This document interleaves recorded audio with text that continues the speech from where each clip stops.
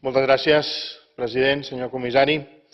Hoy quiero hacer llegar a este plenario una historia que empezó en Barcelona y ha llegado hasta Lesbos.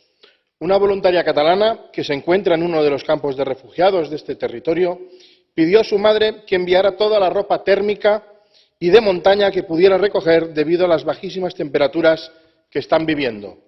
La madre empezó a enviar mensajes de WhatsApp a sus amistades y este mensaje se convirtió en una cadena que ha desbordado todas las expectativas. El resultado, en muy pocos días, 5 tráileres con más de 1000 cajas de ropa recogida que ya están repartidas en Lesbos.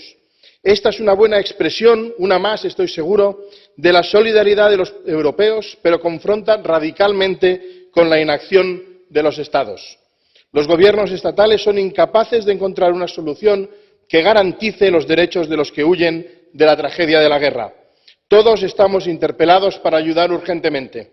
Por eso, si el reto para estas familias de Barcelona, que simplemente empezó con un WhatsApp, ha traspasado fronteras y se ha hecho realidad en pocos días, los Estados y demás instituciones, pero sobre todo los Estados, ¿no serán capaces de ayudar, socorrer y acoger a los refugiados?